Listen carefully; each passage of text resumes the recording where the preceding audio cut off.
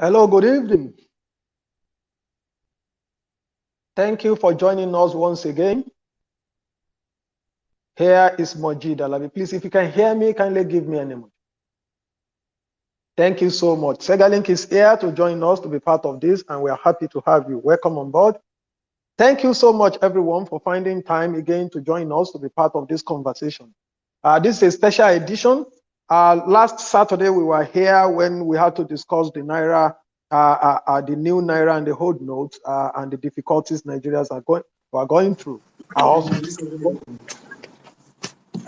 His Excellency, Project Pink Blue.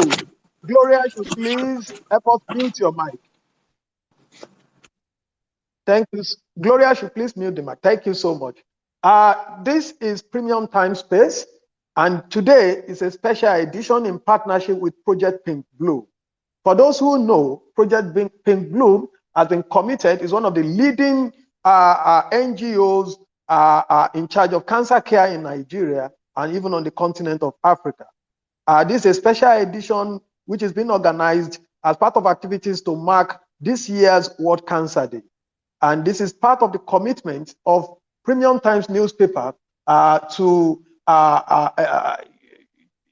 challenges, to be part of the solutions to challenges confronting the people.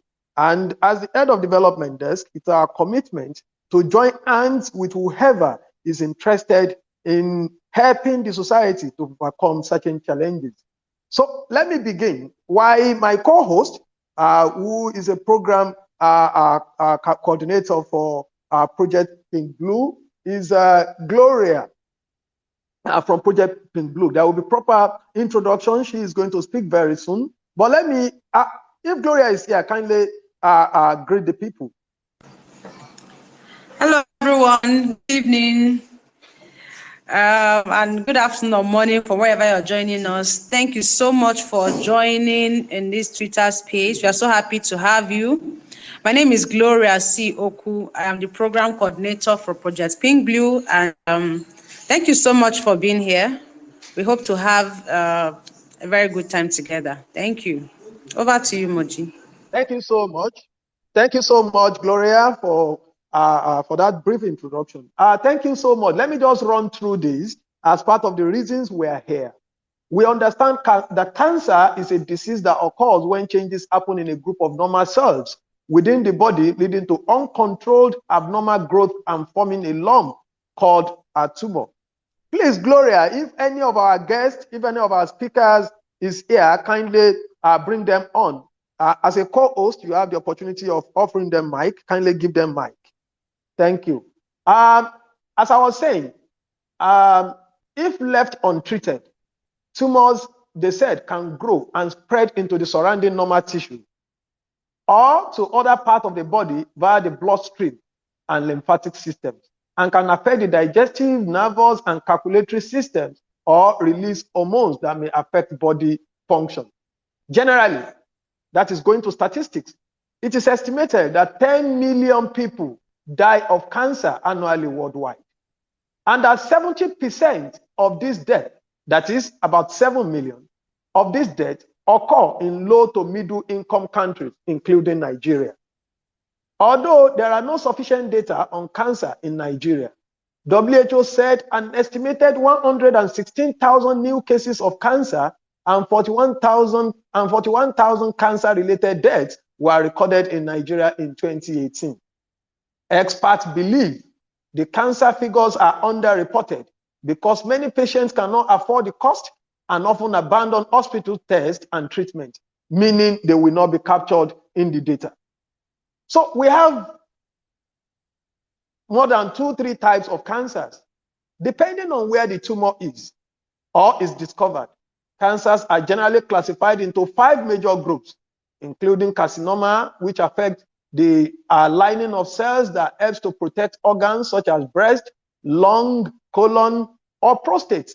We have lymphoma, which affects the immune system, and sarcoma, which affects bones or soft tissues. There is also leukemia, which affects the blood, and those tumors that affect the central nervous system, which could either be brain or spinal cord cancers. According to the WHO, the most common cancers globally are breast, lung, colon, and prostate cancer. Breast cancer is said to represent 1 in 4 cancers diagnosed among women globally. Colorectal, lung, cervical, and thyroid cancers are also common among women. Lung and prostate cancer are the most common among men, with both accounting for nearly 1/3 of all male cancers.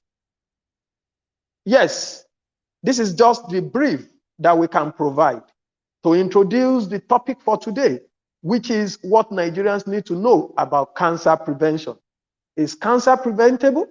Is it curable? We have experts here who are going to actually discuss this. Surprisingly, Project Fame, you do not have mic again. What's the problem? Please, this digital strategy, kindly offer Gloria mic again.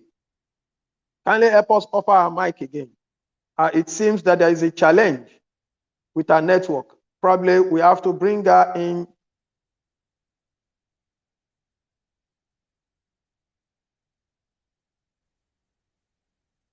Am I okay? Thank you so much. She's back.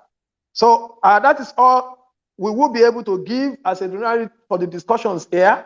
But I hope that our guests are here. Oh, I can see Dr. Chioma here already. I hope they will be able to do justice to this issue. But let me bring on Gloria to do a brief introduction of our Project Pink Blue and go on to introduce who our guests are. Thank you so much, Gloria. Go ahead.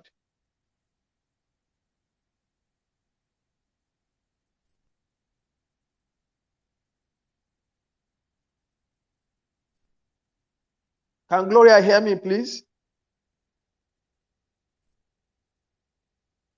Hello? Hello? Okay. In the absence of, if we are having a problem of network with Gloria, I will advise that, please, Dr. Chioma, I may not be able to introduce you properly. Kindly greet the people and do a brief introduction of who you are. Thank you so much. Hello, everyone. Thank you very much, Mujid. I would like to know if you could hear me very clearly. Very loud and clear. Thank you and welcome on board. Thank you. Good evening to everyone listening. It's a new month, so happy new month. February marks it's a month where we start talking about or even lend our voices to cancer prevention, and it's amazing that this project is being championed by Project Pink Blue in collaboration with Premium Time. So thank you for having me. My name is Dr. Choma Wakama Akano. I'm a medical doctor in sexual and reproductive health care practice. I'm the founder of Smile With Me Foundation, an NGO that leverages digital tech and health education to spread the gospel of health awareness, in Nigeria. We focus on sexual and reproductive health care, specifically cervical cancer prevention. So it's an honor to be here to lend my voice to this particular campaign. When we talk about cancer, it's something that can affect anyone at any time. And if we look closely, there's someone in our corner who has been affected directly or even passively. So it's very important that we're having this conversation. And it's an honor to be here. Thank you, Mojid. Thank you so much. I think there's something you did not tell us. Maybe you have to tell us what and how you came about Dr. Zobo. Just on a lighter note. Okay, thank you very much, Mujid. I think that's a recurring question. So Dr. Zobo is my brand name. It's a name I use for my social media health content creation brand, and I came up with that name, or that name came to me actually, if I'm being honest, um, because of my love for the drink Zobo. So most times I just sign off my posts, back then with sips hashtag sips Zobo.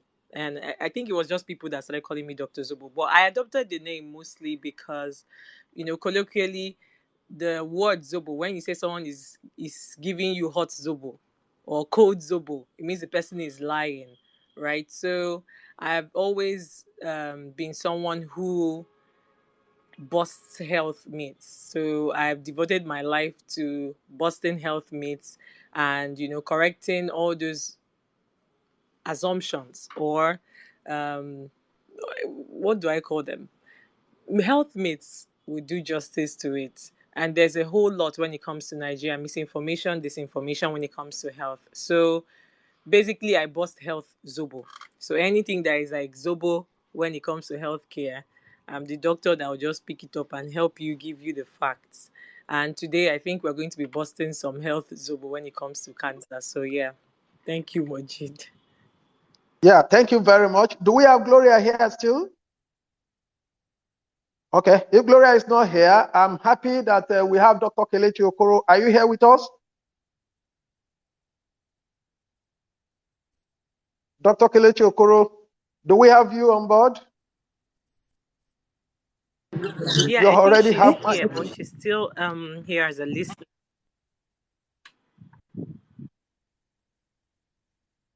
Hello, I can't hear you. Dr. Okoro?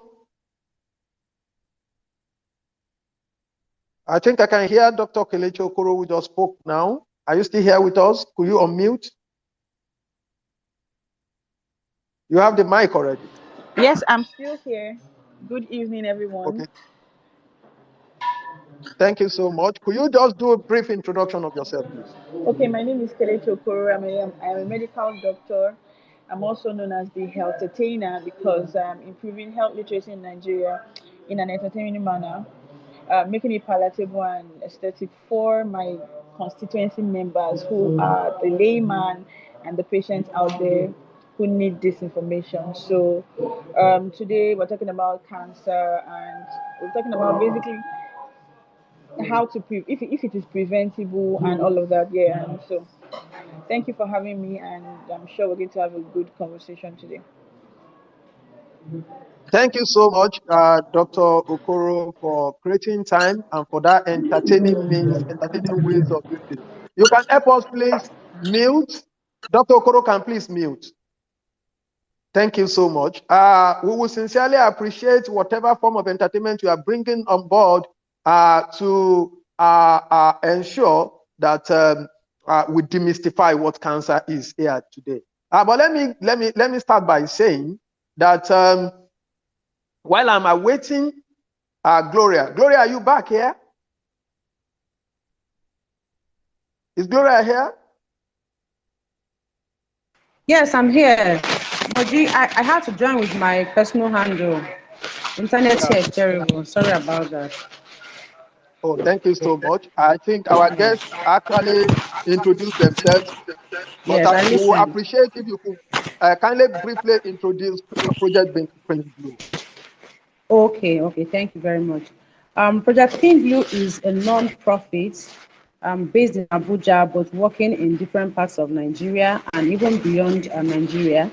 Project Pink Blue is an advocacy group, and we do a lot around health. The real name, Project Pink Blue, is actually a project we did in my organization. The real name of my organization is Health and Psychological Trust Center.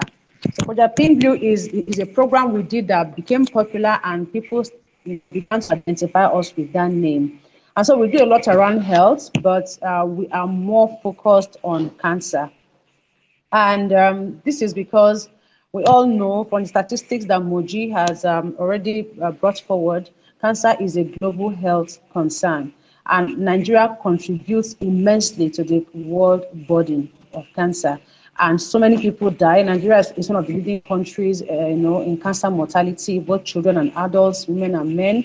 And so it's a big issue, and that is why we are more focused on cancer, to bring awareness to the people, to provide free screenings when possible, to make sure we support the training of oncology professionals.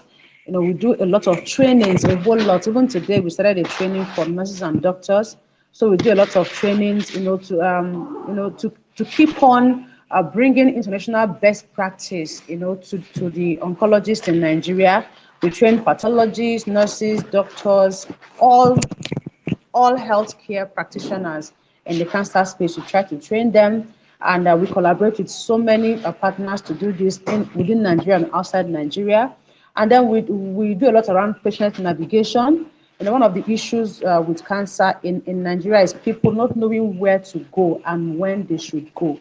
So some people actually present early, but they are not navigated well and properly, and then they end up in the wrong hands.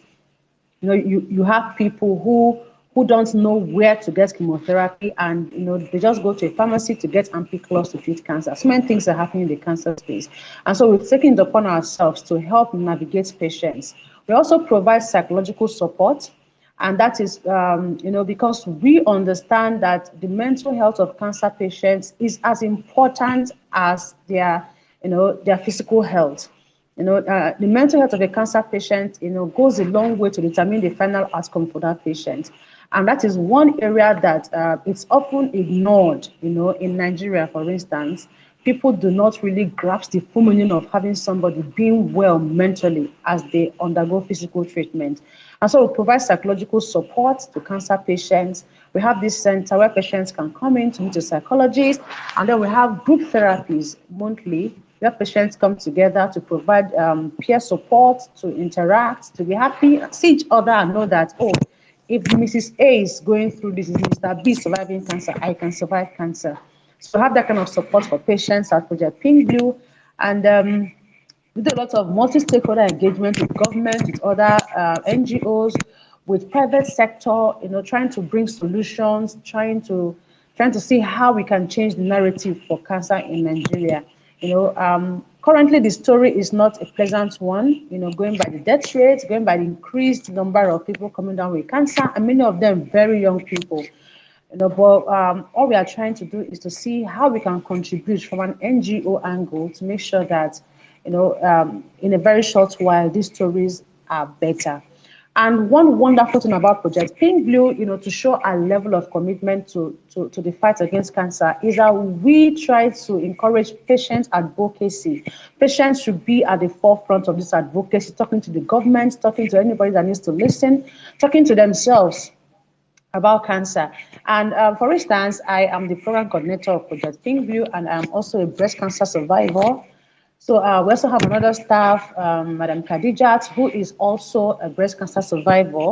So we, Project Pink Blue prioritizes patients. We understand that patients wear these shoes, they know where it pinches, and that is why somebody like me is in such a crucial position for Project Pink Blue, advocating and trying to see how we can change the negative cancer narrative in Nigeria. So it's wonderful to have all of you here. Thank you so much, Dr. Kelechi and Dr. Zobo, for joining us. I'll hand the microphone back to Moji. Thank you very much. Thank you so much for that brief introduction about Project Pink Blue. I know many Nigerians know Project Pink Blue, and I know many people also understand that you are, in terms of cancer care and cancer awareness campaign, this is always where you have done so much. So we thank you for what you have been doing. I am not alone here today. From Premium Times, we have Ade Shomoju, who is also a coordinator of the Twitter Space team, who is the head of the Human Rights Desk. And Earth is also human rights for Nigerians. So definitely he's in charge of human rights, judiciary, and anti-corruption desk. Then I also have my very darling sister here, a very good colleague, that is Chiamaka Okafo, who has always been the voice here. But unfortunately, we have two guests, and surprisingly, the two guests are ladies. They are female. I don't know. If it had been the other way around, what would have happened here today? This is not an opportunity for Sega Link to actually think of something to file a matter on. So thank you so much. We have noticed this, but definitely we will ensure that we balance it during the question and answer, and when we give audience to people when we give mic to audience to make contributions. So let's go. Doctors, we know that this is just this is a way of trying to give awareness. We understand largely that cancers, their causes are largely unknown. Is it true that causes of cancer are unknown? If they are unknown, how do you know that you have cancer? How can you detect early? Or how can you? So is it true that the causes of cancer are largely unknown? Let me go to Dr. Chioma, please. Dr. Zubu. Okay, thank you very much, Mujid. So while it's true, I'll just go straight to the point. So when it comes to cancer, yes, most times we say the causes are largely unknown. However, recent findings and in recent times, we've been able to detect some risk factors associated with cancers, and some predisposing factors when it comes to cancers. So there are some things that have been largely linked to some type of cancers, of which, if they are well managed, the risk for people getting, or for anyone getting that type of cancer is largely reduced. It doesn't mean managing or trying your best to prevent from that angle means the person may never get that type of cancer or cancer at all. However, we're talking risk factors here. We have a lot of risk factors that have been identified. Causes, however, most times they are largely unknown.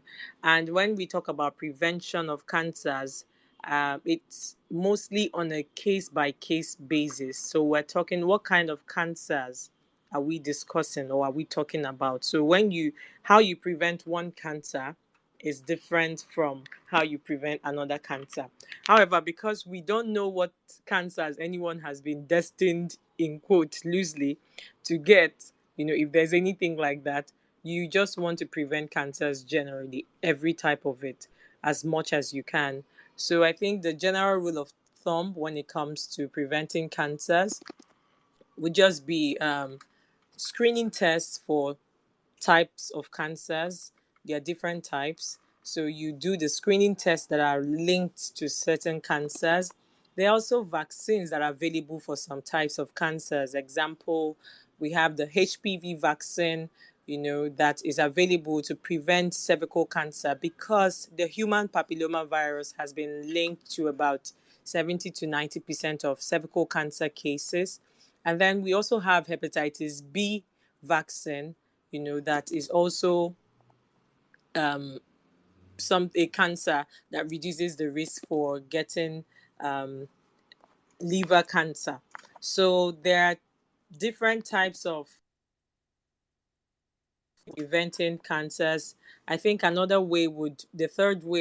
third umbrella way would be healthy choices.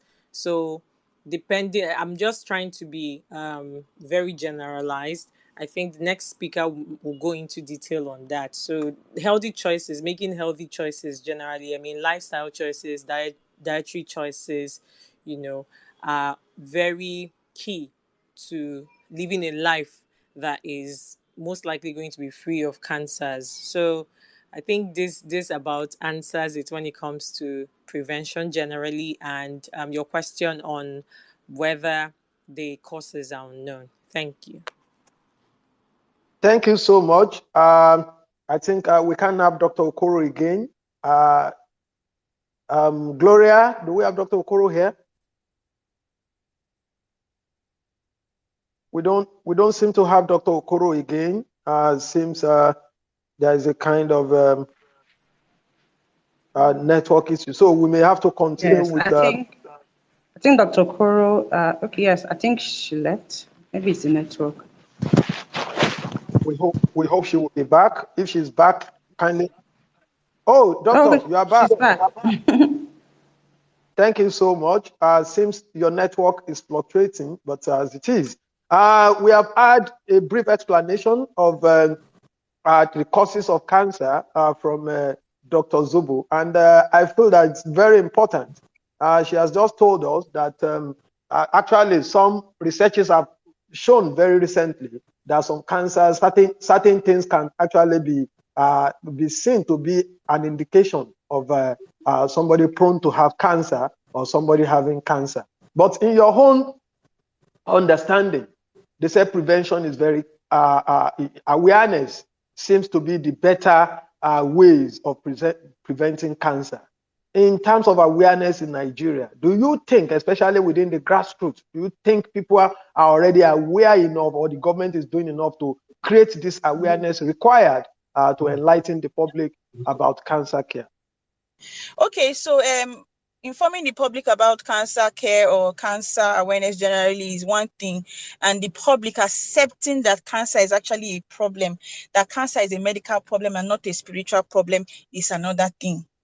Okay, so where the government and NGOs like Pink Blue Project are doing a lot around awareness. Now, the reception or the literacy amongst the grassroots, like you mentioned, is the problem. In a community, in a place in like Nigeria, where people think that cancer is a spiritual problem, where there are myths about cancer, right? Where people are saying that over their dead body they can't have cancer. Those are the issues, and I think that aside the awareness and the work that the government and other NGOs are doing, we need a lot of patient education. Now, it now takes us to the myths about cancer. Some people think that cancer can be transferred to you if you probably annoy somebody in your village and they swear for you. Some people think that that's how they can get cancer. Some people think that they can never get cancer because they serve a living God. Some people think that because they are Black people, they can't have cancer because it's a white people disease. Some people think that cancers are sexually transmitted. Some people think that when you find a lump anywhere in your body, it's actually a cancer. So there are a lot of myths around, cancer, around the cancer as a topic or as a disease. So I think that's where the problem is. Okay. Thank you so much. Gloria, any question for them? Yes, I don't have questions now. Maybe we'll go to the next set, and I'm compiling my questions for them. Okay, thank you so much. As journalists, we have always come across the fact that the management of cancer. But let me first of all ask: is cancer curable? If it is curable, which kind of cancer is curable? Dr. Choma. Okay, thank you very much, Mujid. So cancer can be treatable. Curable is a strong word. We would use the word treatable. It can be well managed and it can be treated. I use the word treatable as against curable. Curable has this finite thing to it, but when it comes to treatment, it gives room, for the fact that some cancers, there could be relapse, there could be remission, right, and relapse. So when that is in view, people understand, or persons that have cancers can understand that there's some certain lifestyle that you have to maintain this treatment, right? So because we don't also remember, we started by saying we don't know, definitely know the causes of most cancers. So because you don't know, you can't really say it is gone, or it can never come back. Let me use that word. So cancer can be treated. Someone can be cancer free. However, it could come back. So that's why I'm using the word treatment as against cure, right? Some people can be cancer free for life, while some persons, maybe due to one or two factors, could have a relapse. So yeah, that's it. It can be treated, to answer your question. Yeah, thank And you then, so okay, you much. asked what type of cancers can be treated, right? I think you Treated. asked that. Yes, yeah. Okay, so we have cancers that are, some cancers are more invasive, some cancers are more radical than the others.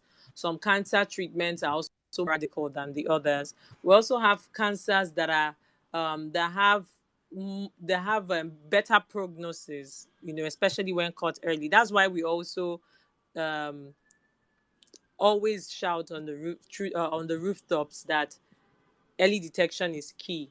When you detect cancers early, generally, you have a likely chance of early treatment, better treatment, and better maintenance of that treatment that you have gotten.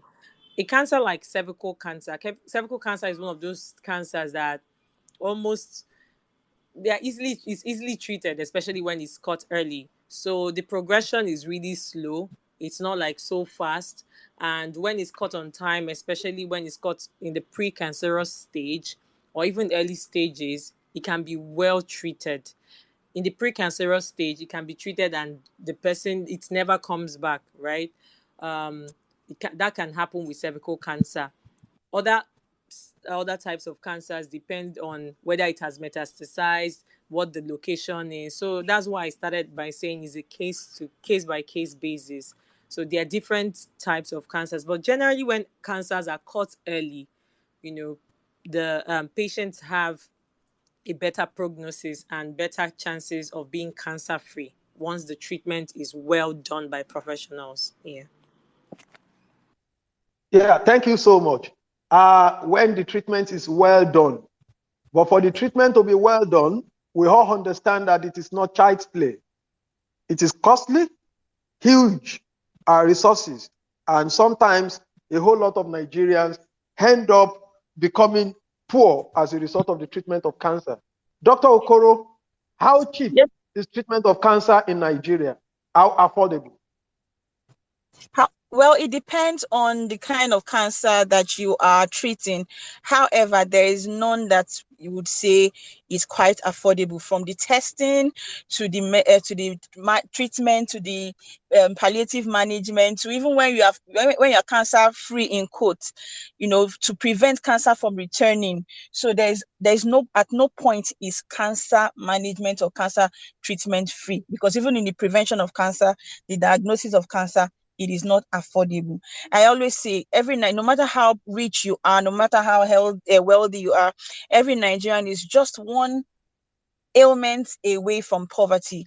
And cancer is that kind of ailment that can take you from 100 to zero real quick when it comes to your finances. So I wouldn't be able to give the statistics or a particular figure for the treatment for cancer. I think Project Pink Blue will be able to do that, because that's that's what they do as their advocacy and all of that. So, but ultimately, at no point is cancer care, cancer diagnosis, cancer treatment free at all. Even cancer awareness is not even affordable. So that's it.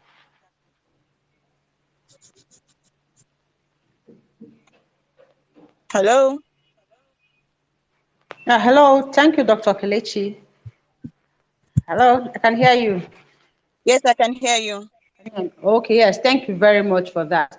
And I just wanted to add that, yes, just like you said, it depends on the kind of cancer that will determine just how much you're going to spend, and nothing about cancer is cheap.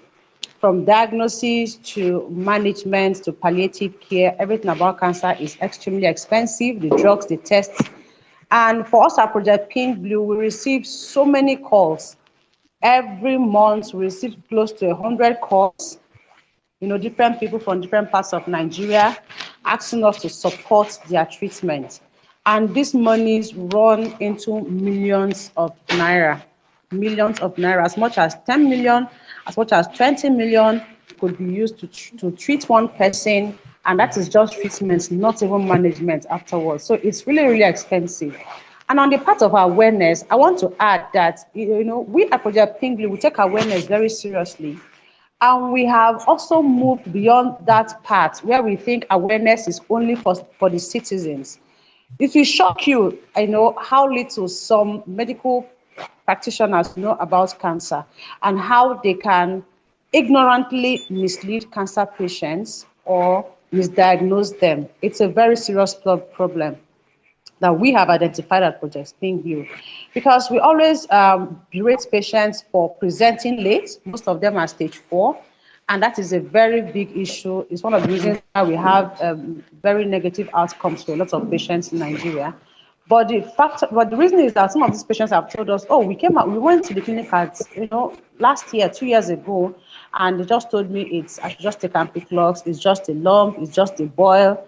And so we realized that, people at the primary health care especially have to be trained. In fact, we are making efforts towards training health practitioners at primary health care centers, where most people in the rural areas tend to present first. If navigation is gotten correctly at that point, we might have very good news of early presentation. So awareness is something that we have to approach from all angles. People know very little. With everything we've been saying, you'll be shocked what people talk about cancer. Families should know how much people need support when they have cancer. They should understand that cancer does not mean that you've done something bad, because if you don't have the emotional support, it's very likely that you might not survive cancer, because you need support from your family, from your friends, from your workplace to fight cancer. So people understand that when we begin to, to demystify these things around cancer, it's really going to help us. So awareness should be multi-pronged. Everybody should be brought aboard this awareness campaign if we are really going to make sustainable impact. Thank you. Over to you, Thank you so Moji. much. Yeah, You're thank you welcome. so much for that intervention. I will definitely come back to you. But since what we are doing here is actually awareness campaign, I want us to just pick 2 or 3 types of cancers and try to give us. I'm going to task each of the doctors here to actually give us 2 or 3 symptoms that can be seen to indicate that there is a sign there is likelihood of cancer developing in somebody. So, Dr. Zobo, let me begin with you. Breast cancer is one of the most common, is one of the commonest cancer cases among women globally. So, what are the things that will be seen in women to indicate that breast cancer is likely to develop? Okay, thank you very much, Mujid. I'm really grateful for this opportunity to spread some awareness, because it's quite important. We can't just assume everyone knows. So when it comes to breast cancer, I'll start by saying let's um, let's understand, for everyone listening, that breast cancer affects both men and women. While it's quite unpopular when it comes to men, it can happen because some men with breast tissue can be affected. So whatever symptoms I'm going to list, I think is for everyone to just pay attention. So the rule of thumb when it comes to breast cancer prevention or detection is, I always like to tell people to know what your breast looks like already. So you don't try to compare this with this. So if you know what your breast looks like and you notice anything out of the ordinary, anything abnormal, is something to pay attention to. Because I could easily say, maybe a change in coloration if your breast is this color or this side is bigger, but some people have one breast bigger than the other, or this or this. So those the important thing is to note what your breast looks like on a normal day, and if you notice any of these abnormalities or any abnormality, pay attention. So some of the abnormalities firstly have to do with what you see. So if you notice any change in coloration of the breast, any change in the texture of the breast, maybe the breast looks like the back of an orange, we call that pud orange, in that kind of texture, or you notice that the nipple is inverted and it was not inverted before. So this is one of the cases where we try to tell people to know what their normal is like. So some persons are born with men and women, some persons are born with inverted nipples, naturally inverted nipples. So if that's the case, there's nothing to worry about. However, if you um didn't have any retracted or inverted nipples, then suddenly the nipple gets retracted out of the blue, just notice that happens. It's something to worry about, something to also check. So that's that. And then of course we also have the what you feel like.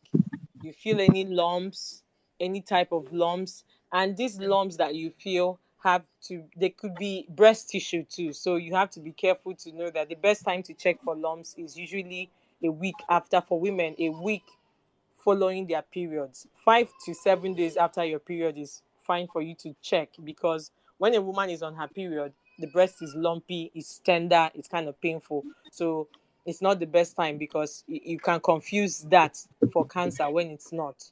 So it's very important that you also check for lumps, you check for pain, any breast pain that you're having, even lumps in the axilla, that's the armpit, lumps in the armpit, or any breast discharge, whatever the color. For a woman who is not lactating, or a man, of course, you're not lactating and you start noticing any milky discharge, it could be even bloody discharge, it could be pus like, any discharge, from the nipples should also be reported. You should go see your doctor for further diagnosis and examination. So I think these are the commonest symptoms when it comes to breast cancer. Any change in appearance, even warmth. You notice that the breast is kind of like hot and or warmer than usual, warmer than the other side. It could be one breast or even both breasts. So when this is the case, please go see your doctor for further examination. Don't try to ignore it and say it's not your portion. There's only one way to find out. And unfortunately, ignorance is not bliss when it comes to health. That's the truth. So that's it. Thank you. Thank you so much. Thank you very much. Let me also say this, that very soon we are going to open lines for members of the audience who have one question or the other. It's actually for awareness, and we are trying as much as possible to ensure that questions will be answered, and for those that will require further engagement after this, then they will definitely connect you. So let me go to Dr. Kelechi Okoro. Dr. Okoro, thank you so much for being here. We have been able to listen to Dr. Zobo telling us what it will take us to notice certain symptoms of breast cancer. But let's also help the men who are here. Help us, please. What are the signs to see if somebody would develop prostate cancer? Oh, Dr. Okoro is having network issue. She's reconnecting. Okay, in the absence of that, please, while she's trying to come back, could we have, can Dr. Chioma please help us? We also have Dr. Ron here, who will definitely introduce you very soon. We'll bring you up. So, Dr. Chioma, can you help out? Okay. Dr. Zobo. Thank you. Can you hear me? Yeah, please kindly go ahead.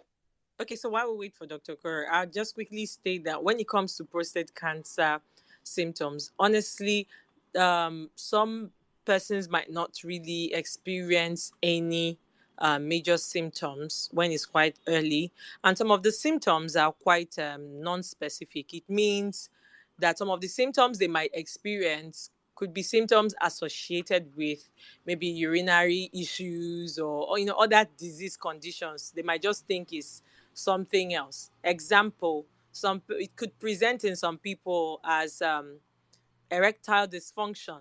So they lose function, of the penis, so they can't have or maintain erection. For some persons, they have urinary symptoms. So maybe there is excessive urination, or the urine is dribbling, like the urine, they have hesitancy when it comes to urination. You can't, when you're pressed, but you can't really pee, or when you're peeing, you can't complete the pee, or when you're done, it's still dribbling, or there's this urgency, frequency, before you can even unzip, you've weed on yourself. So there are different urinary symptoms that could also come up when it comes to prostate cancer. So that's why we always tell people, while you might have the same symptoms with your neighbor or with your friend, don't go and start taking the medication they are taking thinking it's the same thing. Oh, this same thing happened to me last month. These are the drugs the doctor gave me. The symptoms could appear the same. However, the diagnosis might be different. So that's the thing when it comes to prostate cancer. So whenever you notice any of these symptoms, any urinary symptom that is out of the ordinary, erectile dysfunction, don't go and rush and start looking for herbs that will help you maintain erection. There could be an underlying factor, especially because the prostate, when it comes to prostate tumors, the prostate, where the location of the prostate, it can press into the ureter where the urine passes. So while it gets bigger, it starts to press into the ureter that could actually cause obstruction and those urinary symptoms, and the person might just think is one of those male issues. So please, let's not trivialize anything that is out of the ordinary when it comes to our healthcare. Yeah, thank you so much. Let me come straight to Gloria here. Project Pink Blue has been so committed to the awareness campaign and making treatment affordable to Nigerians. Let me ask you, is Gloria still here with us? Yes, please. Thank you so much. I want to find out, Nigeria has NHIS, but yes, NHIS does not seem to cover cancer care, especially for people. And we understand very clearly that this is a very, very costly, is a treatment. It's the disease is very, very costly to treat. Without the NHIS, do you think Nigerians, especially salary earners, the artisans, do you think they can afford to take care of this particular challenge without NHIS? Okay. The truth is, most Nigerians that have treated cancer, including myself, we did that without NHIS, because trying to access NHIS is very, very difficult. Looking at the cost of medication and all, I'm not sure they want to get involved, anytime soon. Really, get really involved when it comes. Of course, it can cover something like surgery. I think NHIS, yes, covers some surgery. When it comes to the drugs you need for cancer, it doesn't cover. And most patients pay out of pocket. So what you see people do these days is they talk to their family members, they talk to their friends. I did that as well during my treatment. And people are raising money for you all over the place. They sell their property, sell their cars, their clothes. People sell to the point that they sell their houses they live in, just to be able to treat themselves. It's that bad. So this is one of the things we are pushing for at Project Pink Blue, that NHIS will cover the cost of treating cancer. But luckily for us, we are beginning to make some little strides here and there. Some patients have been able to access the cancer health fund that have been approved by the federal government. People are beginning to access that money. It's not too much. It's just 1 million naira per patient, and it covers only breast cancer, cervical and prostate cancers, and I think in 6 different states in Nigeria. But the good thing is, it's a step in the right direction. 1 million naira is not too much it's not enough to treat any form of cancer, but at least it helps people to start, and then you begin to look for other ways to treat yourself. So without NHIS, in a nutshell, it's very difficult to treat cancer, and people mostly do that out of pocket. Yeah. Thank you so much. I think you have just announced to us now, and we are so happy. I think Premium Time deserves a round of applause if the cancer treatment fund is now being accessed by the people. I could remember it was in 2019 at the Earth Dialogue organized by Premium Times and Center for CJID, Center for Journalism, Innovation and Development. Then, as it was known, Premium Time Center for Investigative Journalism. When there was we had a health dialogue, and it was there that the Minister of Health, Professor actually came up to say, look, we are introducing this, and that is Cancer Treatment Fund. But all along, we have been following it, and we realized that nobody was accessing it as early as last year. But now that you have told us that people can now gain access to that fund, this is a plus, and we must sincerely appreciate the government for that little effort, which I think actually had its root from our conversations in 2019. So thank you so much. So now, why we are going to open floors For audience, please, if you have questions, kindly request mic. I will offer you so that this question, ordinarily, this conversation is meant to be just for an hour. But if it's extended, I hope our guests will be able to tolerate us. We cannot have Dr. Okoro again. If you reach Dr. Okoro, Gloria, you can help us reach out to her if she can come back. So let me finalize this from here. That Nigerians, whatever, if you say that a particular disease is common among the low income and middle income nations, everybody knows that Nigeria will have, everybody will know that Nigeria will have a large portion of that. Large, even if you could say larger portion of that.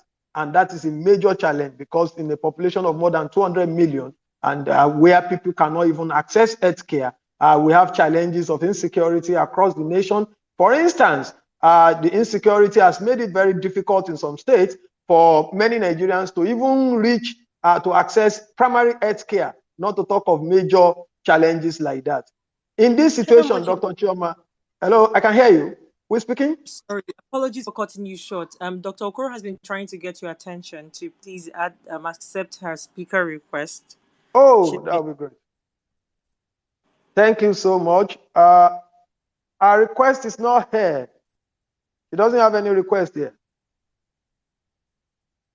Oh, okay. Maybe just look out for it. Maybe no, we'll be on the lookout. She's not here at all. Maybe she can leave and rejoin. If she does that, then that will be better. She can leave and then rejoin. It's a network that is bad. So for whoever, while rounding up this aspect, I just want to find out that we understand very well that this is very, very difficult, especially considering insecurity, considering even the Naira redesign now to buy orange is becoming very difficult for the people. You can't even board buses now because you do not have Naira with you. So how do you advise Nigerians, especially those in the rural areas? What do you advise them to do to prevent this particular disease, Dr. Chioma? Okay. Thank you, Mujid. Honestly, it's very sensitive because there's really nothing you can tell someone in totality to do to prevent cancer. So we'll just give an advice on what you can do to prevent cancers generally. But then the follow-up would be to look out for symptoms because early detection is key. So I started by talking about screening tests.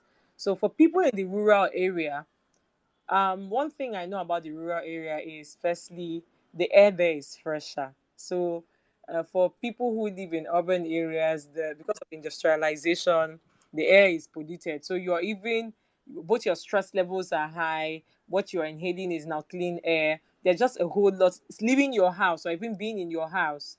It's breathing the air in the urban areas is already a risk factor for certain types of diseases, including cancers. So for persons in the rural area, of course, the air is generally cleaner there.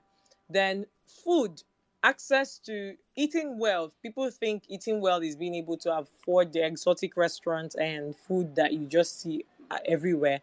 But when we talk about healthy living, processed foods are one of those factors that have been listed as being predisposing, people to certain types of cancers, including colorectal cancer, colon cancers, and colorectal cancers. So if you are in the rural areas, eat healthy. I mean, fruits, vegetables that are accessible to you within the farms, within your area.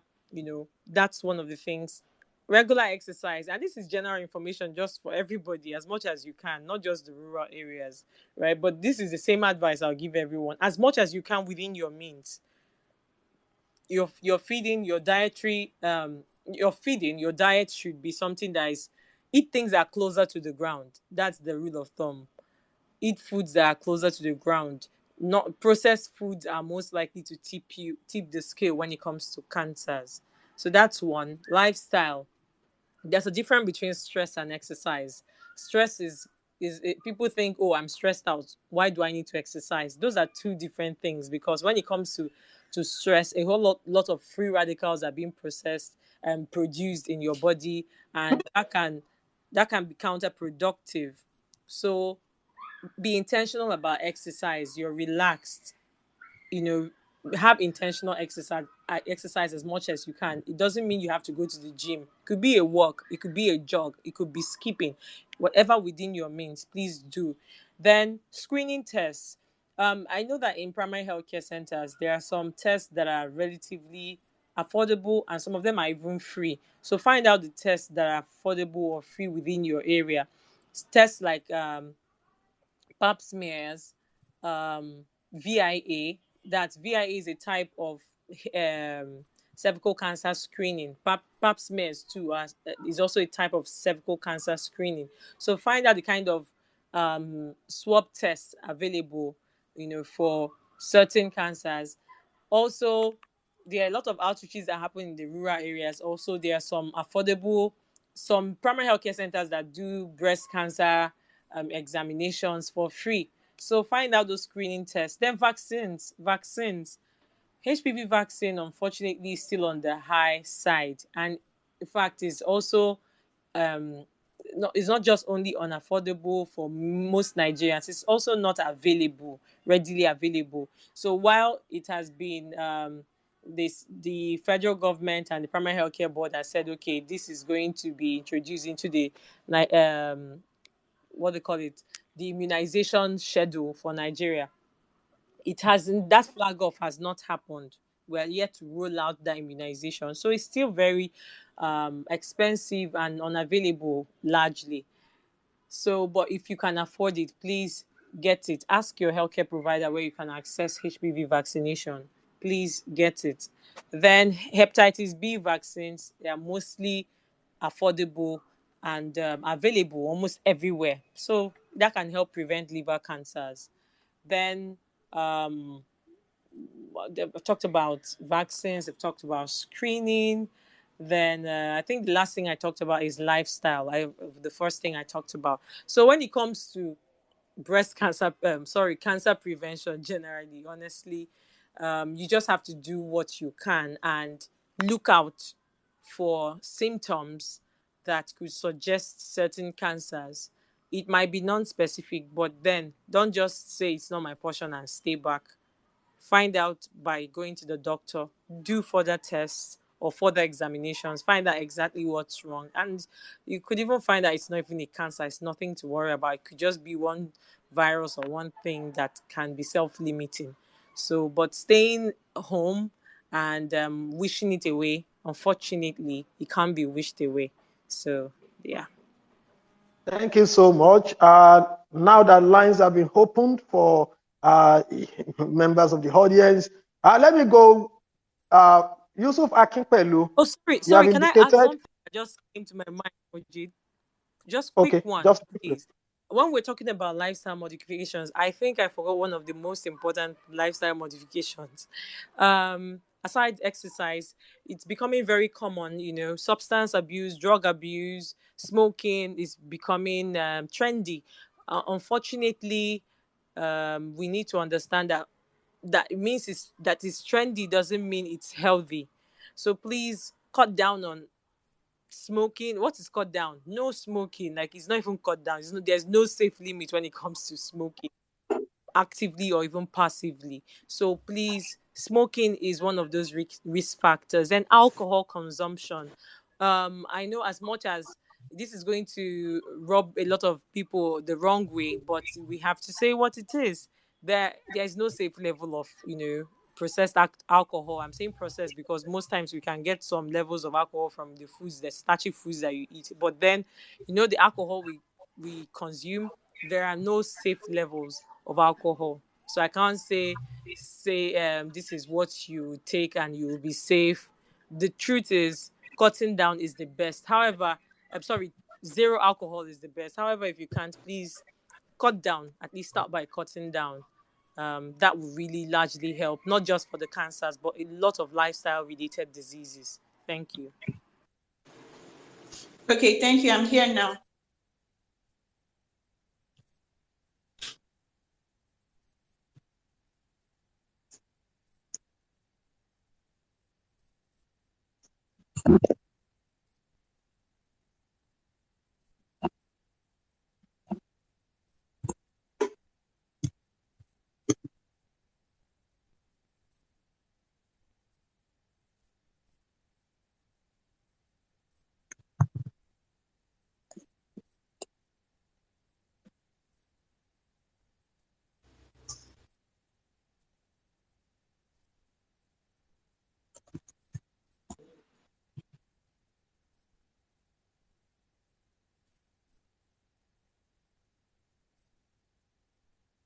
Oh, sorry.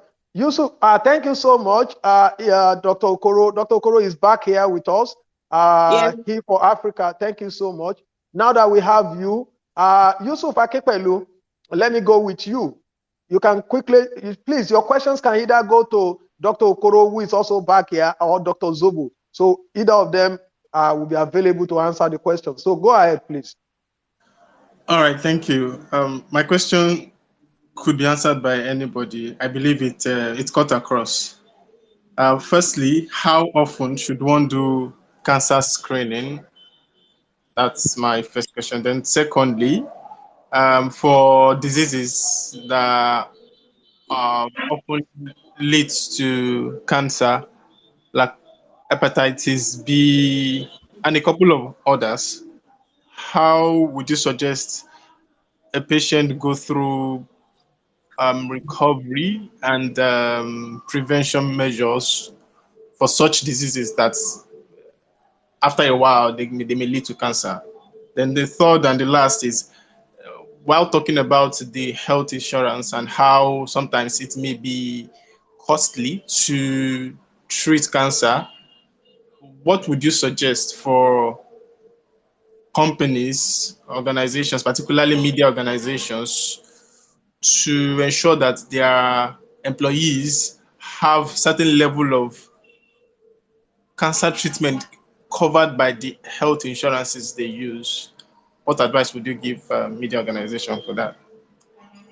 Okay. So let me just take the first question since I was not here for a while.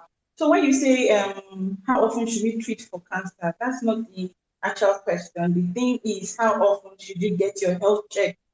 Because if you do not get general health checks, you would not even know when to screen or when to know that you have cancer or you are prone to any of it. First of all, there are some cancers that are specific, they are tests are specific. Okay, you want to check for cervical cancer, you do your HPV. You want to check for prostate cancer, you do your PSA and prostate examination. However, for other cancers, you cannot just go and start checking for every cancer. So you have to get your regular health checks done, because in the symptoms of signs, the symptoms of cancer, general symptoms of cancer. Earlier on, Dr. Zobo talked about the symptoms of breast cancer and the symptoms of prostate cancer. How about other cancers? So it's very important to know that there are general symptoms of cancer. For example, when you start feeling fatigued, when you start feeling feverish, night sweats, you're losing weight, you're gaining weight, blisters around your mouth, and then change in bowel habits, bone pain, and the rest of them. So when you do a general check from your blood work, from your blood tests and all of that, you can be able to know if you should now start screening for specific cancers. I hope that is understood. Thank you. Yes. So you should, yeah, I can hear you. Did you get the other two questions? The second question. So the second question was about if you have cancer before, what do you do to prevent it from coming back, right? No, I meant diseases that often leads to cancer. I Okay. checked hepatitis B and a couple of other diseases like that. What would you suggest patients for those diseases do to avoid a full-blown or make it degenerate into cancer? Okay, so basically it's to follow the preventive measures for those diseases. For example, we have hepatitis, some diseases that lead to cancer, hepatitis B, hepatitis C. So if you want to prevent hepatitis, if you want to prevent liver cancer, you need to make sure that you are protected against hepatitis B. Okay, so how do you protect yourself from hepatitis B? Is by getting screened first, and then if you're negative, you get the vaccine for hepatitis B, because hepatitis B is a vaccine preventable cancer disease. So if you get the vaccine for hepatitis B, then your chances of getting liver cancer from hepatitis B is now eliminated. Hepatitis C is also a liver disease that can cause cancer. However, there is no vaccine for hepatitis C. So what do? Prevent yourself from getting hepatitis C by staying away from sharp objects, practicing safe sex, and just all the activities that increase your chances of sharing blood and blood products, sharp needles, and then hospital procedures that involve exchange of blood. Other diseases that can cause cancer is like the human papilloma virus, which is the cause of genital warts, and also cervical cancer in women. Now, it's unfortunate that you can get the HPV virus from a man. However, the man cannot have cervical cancer because he doesn't have his cervix. So it is now the female that's going to end up with cervical cancer. So for that, you reduce your chances of getting the HPV virus by practicing safe sex, both penetrative sex and non-penetrative sex, because you can actually get the HPV virus from non-penetrative sex. This means that even people who are not sexually active and virgins can actually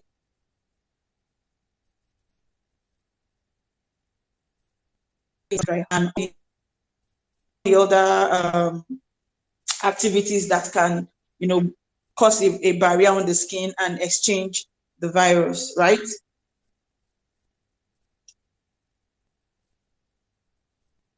Yeah, thank you so much. Thank you, doctor, for that intervention. Segalink, could you please go ahead with your question? The third Thank question. you very much, Mr. Okay. Sorry. Okay. The third question. Okay. Advice okay, for. the third question. The advice for why did you focus on the media? Is it only the media that decide or that requires such? Well, that's my constituency, and the fact that it often. Mr. Adesoma, you can help us mute. Okay, go ahead. I said that's my constituency, and the fact that it often said that the media organizations often do not pay attention to these things, and there is also a claim that Nigerian journalists are not well paid. So all of those things added together are why I think it's necessary questions are raised in a media space. Okay. Now, Dr. Choma, can you please help us take that, Dr. Zubo? Did you get the question? Yes, so I didn't quite get the question. Apologies. Can you take it again? I'm asking, when you said having cancer is just few cancer treatment, just few steps from going broke. And I know one of the ways of curbing this is through health insurance. So I'm asking, what advice would you give to companies, particularly media organizations, to help their employees have health insurances that at least in a way cover better part of cancer treatment should they have one? Okay, I think I get the question now. Thank you, Yusuf. So I think the answer to this question, it's something that cuts across every organization, not just the media. But I understand why you are, since it's your area, so you are particular about the media. However, it cuts across every organization, every employer. We know how expensive it is to even treat malaria out of pocket. Talk more cancer. So at least I think at the base level, insurance should be able to cover major vaccines that prevent. They should be able to cover cancer prevention. That something that is what I mean, those cancer preventive factors or mechanisms that can be purchased in healthcare centers, like vaccination screening. We have people who, a lot of women who can't afford, they know where they can get HPV vaccines, but they can't afford the HPV vaccines. Their insurance doesn't cover. Some persons have found out that their insurance can't even cover pap smears. While it can cover some tests, it can't cover pap smears. So I don't know. It will be a managerial issue. So it's not something I can't give a holistic what they call it. This is not a class for me to start, giving policies and saying this is what to do, but it's just a general call to action for every employer to make sure that whatever insurance you're giving your employees shouldn't just be for the sake of giving health insurance. Oh, we have insurance. If you really have their wellness at heart, if you have their best interest at heart, you should be able to cover care, holistic care at the base level to prevent what can be prevented at most. That's what I think. Okay. Yeah. Okay. Thank you. Segalin, can you please go ahead? Thank you very much, Mr. Majid. Let me begin by saying a big thank you to all the resource persons we have in the house and the doctors that have educated us over the period of this section. And I just want to say that educating the people about the risk factors remains one of the key things to getting a proper understanding about cancer. I'm much interested in cancer because it is the culprit that actually took my mother, and because of that I've dedicated my life to ensuring that I add my voice to the campaign, and I also to ensure that people get the proper awareness about this, especially when as it concerns their lifestyle choices, which must be reevaluated by all, because there are so many things that are trending now. A lot of people want to make videos while they're smoking cigars. A lot of people want to do things because most of our youth have mostly a sedentary life now. They get to sit most of the time because of social media and the rest. So watching their weight and watching the things they eat, healthy diet and all are things that people are not hammering enough. And I believe more than 30% of cancer cases could be prevented by modifying our lifestyle or avoiding the risk factors. So if you inform the people about the importance of regular screening and checkups, we can actually inform or help a lot of people about to know more about mammograms, clinical breast exams, and breast self exams itself. I've seen a few of these, awareness in past times, but of late, it is not fashionable again to talk about all those things because it is not what people want to hear. And I believe thousands of lives could be saved each year if people are more aware of the signs and symptoms of cancer, and people seek help as soon as possible, for that. And again, on the advocacy side, I just want to add a few things that it is not just about doctors talking about it and in an isolated form, but for everyone to be everybody's business, because cancer is not an urban or rural disease. It doesn't respect social stratification. Whether you live abroad or you live in Nigeria, you are at risk because of processed foods, because of lifestyle choices, because of a lack of awareness of risk factors and the rest of it. So I believe first we need to begin to collaborate with organizations and advocacy groups that are dedicated to raising cancer awareness to reach a wider audience. We need to utilize social media platforms as well as digital media, just as mentioned here, to spread the information and resources about cancer, including early detections and prevention methods.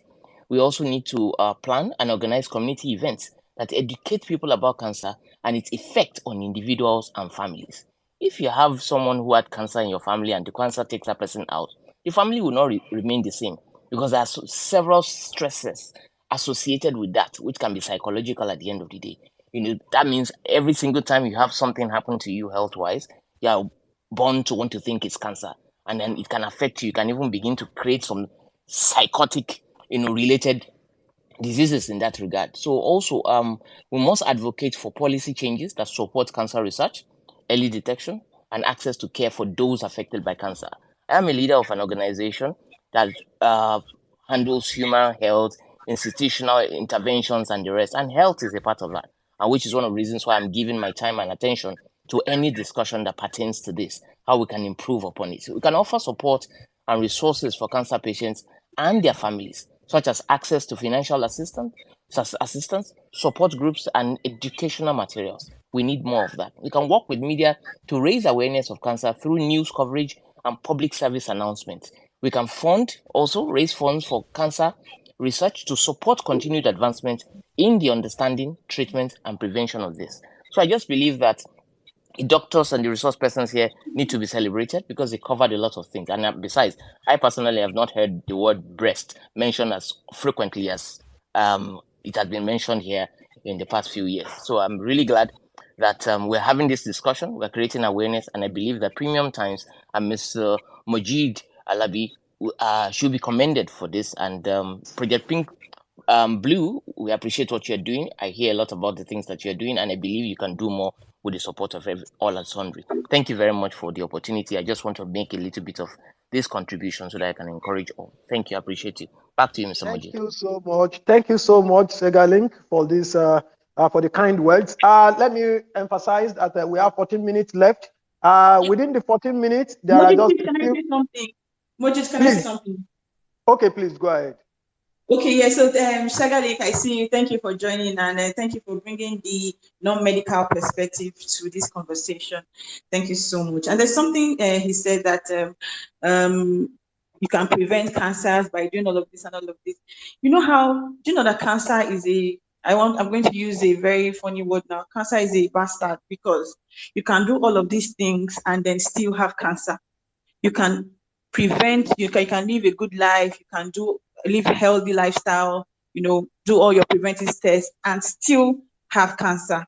Do you know that? So that's why cancer is a very big problem. I'm going to make a reference to our beloved brother we lost, South Sultan, in loving memory of South Sultan.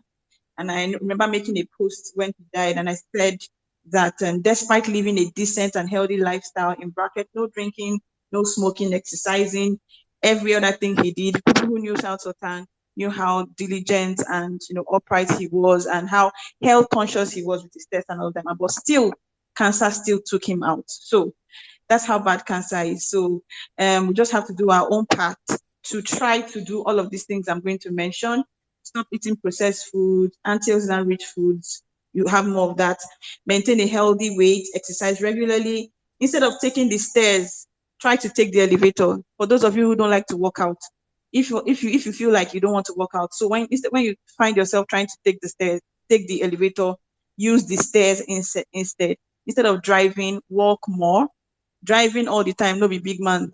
Nah, it can be sickness. So try to exercise yourself by walking more. Be happy. Your mental wellness and social wellness matters a lot when it comes to your holistic health, right? I'm trying to mention some things that Dr. Zobo hadn't mentioned earlier. Artificial sugars are very deadly. Sugars, they actually feed cancers. So as much as you can reduce artificial sugars in your diet, from your food, from your drinks, please try to reduce those and go for natural sugars instead. Reduce your carbs, red meat, especially for the men. Prostate cancer for the women, it also affects it also increases your chance of reproductive cancer. So red meat, you can reduce that and go more with safer meats like the white meat and the seafoods. Weight gain can also increase your chance of having cancer. Gaining weight around the tummy can also increase your chances of having cancer. Processed foods, canned foods. So the best practice is to go green and go natural. Move, don't be a couch potato. For those of you who are CEOs, who are MDs, who are creatives, that are always working from your chair, please drop your laptop, drop your phone and get active. Okay, there's something else we haven't mentioned, and don't forget to also mention it. Your environment. There are environmental factors that increase your chances of having cancer. Your pesticides, your chemicals, your insecticides, cleaning agents around your houses, please, because we touch those things and they touch what we eat. So we should be careful, all of that. And very importantly, find out the illnesses that have killed your grandparents and your grandparents and your parents, because most of these cancers, a lot of these cancers are hereditary, they have genetic factors. So if you know what killed the people before you or what they suffered from, it can help you to actually seek to find out if you have those risk factors and deal with it early.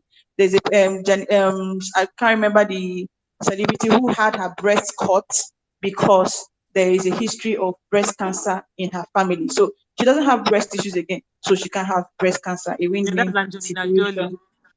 Yeah, Angelina Jolie, thank you. So she does Nigerians in Nigeria, typical Nigerian can't even do that, to cut off your breast just because you are trying to avoid the breast cancer. But she's done it, and she's never going to have breast cancer. So, and for cancers, early detection and treatment makes the absolute difference. Okay, so ultimately do your part and leave the rest to nature, because you may do all of these things and still have or die from cancer. So I hope that this was able to cover up for the time that I missed. Sorry for my network, and thank you Thank you guys for so having much. me. Thank you so much. We have just less than 10 minutes to go. We have about 8 minutes to go. Please, 1 minute, Ade Adeshomoju. Ade Adeshomoju, can you please unmute? Okay. If you can hear me, Atuluto. Atuluto. Hello, sir. Please. Okay, Mr. Ade Adeshomoju, just Yes. 1 minute. Okay, I just have one question, which is Okay. whether there is any age brackets anyone can attain and must start getting concerned about being vulnerable to cancer. That's just the question. Oh, Dr. Zobo. Dr. Okay, Zobo. thank you. I'm here. Thank Yeah, you. thank It's a you. good thing you mentioned that. I remember one time I did a campaign and someone reached out and said, "Oh, I didn't know children could have cancers." So yes, so there is no age bracket. So while there's for some cancers, there could be like prostate cancer, say from age 40, that's something to start looking out for. That's even when we start telling men to have this yearly prostate checks. And the PSA levels should be checked too. So you go do prostate screenings from age 40 annually. But there are the other types of cancers that are not age specific. Example, before we used to see some cancers in certain age groups, elderly age groups, but then they are coming down. Example, colon cancers. We now have people who are in their late 20s, early 30s coming down with colon cancers, So everyone should just be on the lookout. There are just a very few of those cancers that are associated with age. Breast cancers are largely also seen from age 40 and above. However, we also have radical cancer. The only thing about breast cancer is when it happens to a younger person, it's more radical. Means it comes up, it spreads faster when it happens to a younger person. It's more radical in young women, So when it comes to age and cancers, the truth is different types of cancers, different age limits. And as I said earlier, nobody knows which one is coming for them. You can't say, okay, let me just focus on this one because it's from age this. So try your best to take the general advice when it comes to cancers and try to do the specific screening tests, and vaccinations that come with specific cancers. Don't choose one and leave the other because it's the same body and the same life you have, one life you have. Thank you so much. So Atuluto, just 1 minute, please. Atuluto, 1 minute, please. All right. So I just want to appreciate the team here today. Thank you so much for this information. I lost my father-in-law last year to cancer, and it has been painful. And so since then, I've been looking out. I've also been joining spaces. I've been joining conversations around it because that was a hell of time for me. So I just want to briefly ask that. Then we were told that after his surgery, then that they've cut out the source of the cancer, of the cancerous source. But then after the surgery, the thing just came back like that. So I was wondering, like, this thing, why do they recommend surgery when probably they know that maybe it won't be manageable? Like, so I don't know. I was just meant to just ask that. You can enlighten people more on the fact that you have surgery, the fact that maybe they've told you that this thing is gone or you are cancer free does not mean that it cannot come back again. So I think more needs to be done because we went to sleep the moment we took that surgery and everything, and then it came back and within months it's gone. So that's just all I want to contribute. Thank you, everyone. Yeah, thank you. Dr. Okoro, after surgery, it can still come back. I think we have heard something about that, you can't say because after treatment, it cannot still come back, that it has to do with your lifestyle and how you continue to manage. That's why we were told about being treatable and not curable. That's why Dr. Zubu was very careful in using the word curable the other time. So thank you so much. Omek, please, 1 minute. Because Chiamaka is already waiting for us to close this session. Okay, go ahead. Thank you. I'm an independent journalist in the United States, and my question is regarding prevention on the legislative level. Now, from my research, dioxins and polychlorinated biphenyls are persistent environmental pollutants in Nigeria. These pollutants have been shown to drastically increase the rates of of cancer in people who are exposed to them. They tend to accumulate in areas that have poor waste management practices, especially in proximity to incinerators that incinerate plastics. Have there been any attempts to address or improve waste management regulations in Nigeria to combat this issue? Thank you. Okay. Thank you so much. Do we have anybody who want to help out? Okay, if I may answer you just briefly, I think there is really no serious law for now in Nigeria that talks about waste disposal much. I think there was a kind of a bill in the National Assembly. I do not have the details now, but that bill specifically hasn't been passed into law, especially when it comes to e-waste. There was a bill that was actually sponsored by one of the legislators some time ago. I'm not sure that bill has been passed in terms of e-waste, in terms of waste management. So each state has been trying to develop their own individual methods of waste management. But I think after this, I will get across to you. I'm trying to get your handle so that we can communicate better, and let us share your ideas on what the result of your stuff have been. So thank you so much, Omek. This is a wonderful question. So over to you, Chiamaka Okafor. Kindly do the appreciation and end this session. Thank you very much, Mr. Alabi, and thank you to all our guests. Thank you, Project Pink Blue, for the good work you do for the people. And I think a take home for everyone will be that early detection is key. Mr. Alabi, please confirm that you can hear me. Very clearly, loud. Thank you. Early detection is key, and cancer does not respect your status. So be you rich or poor, cancer knows your address without you giving it. And it's not a respecter of age, so lifestyle, regular checks, and also knowing your body is important for all of us to prevent and help ourselves to live longer and not have cancer cut short our joy.